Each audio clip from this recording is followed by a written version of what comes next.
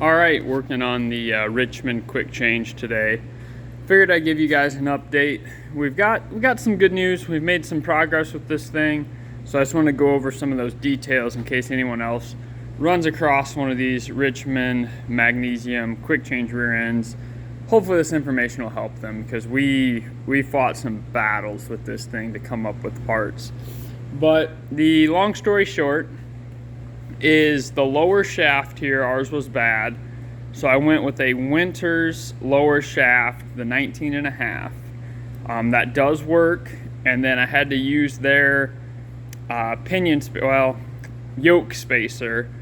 So the Winters yoke spacer, I believe it's like 200,000 spacer, to get the right depth on our yoke for our seal plate. Now, with the lower shaft bearings, they are not the same as the Winters. So what I had to do there, I got the boxes laying around somewhere in this mess.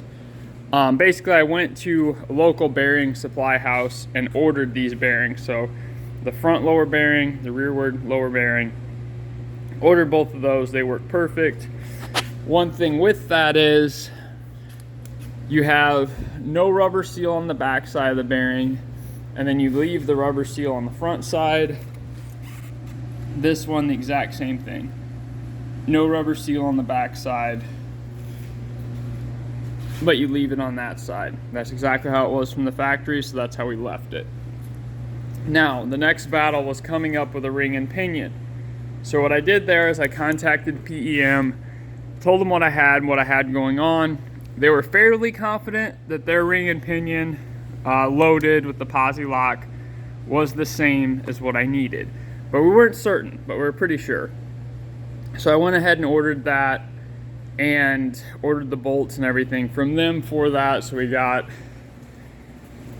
the new ring gear on, and I went ahead and went another step and I tracked it all out.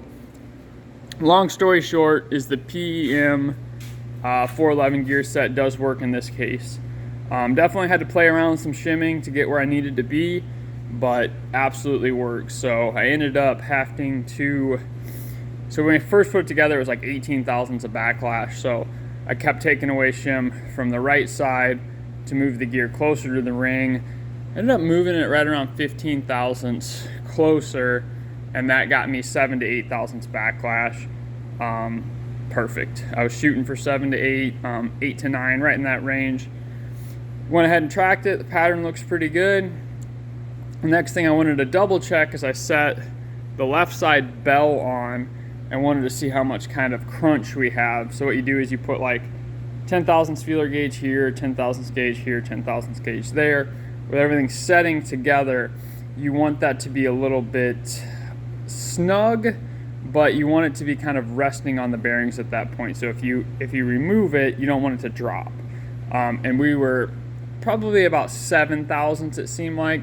So what I did is added 3 thousandths to the left side to help preload the bearings, rechecked everything. That worked out perfect. So that's the hard parts there. We've got our ring and pinion now. We've got our lower shaft. We've got our lower bearings. That's the main hard part. So the next step I'm going to do is change this axle seal here and this axle seal here. So the Winters axle seals seem to be the same, but I do not have them installed yet, so we'll have to double check that. But that's what I'm going to work on, is I'm actually going to pull this center section back off, clean this bell out, clean that bell out, go ahead and install my seals, fingers crossed they're the same, and then go ahead and they use a little bit of red RTV around this with your O-rings, put it together, torque it all down, double check our backlash, and then at that point this thing will be assembled, other than our quick change gears, which I'm just waiting on the correct ratio to come in for that. So hopefully, fingers crossed, we've got this thing figured out. And kind of the long story short is everything that we've installed in this to make it work is serviceable parts that we can get. So that's awesome. So that makes this thing serviceable again. We know what components are in it. We know what we can replace them with. That will be absolutely awesome. It makes this thing kind of just as good as any other at that point. So I'm excited about it, but I definitely got some more work ahead of me. I've still got some double checking to do just to make sure everything's perfect. But I just wanted to update you guys on this thing and let you know we have made some progress. It was an absolute battle, a lot of trial and error, but we've definitely made some headway on this thing. So hopefully this helps any of the guys out there with the Richmond quick change. And I'll do another video here once we get a little bit further along. I just wanted to give you guys an update.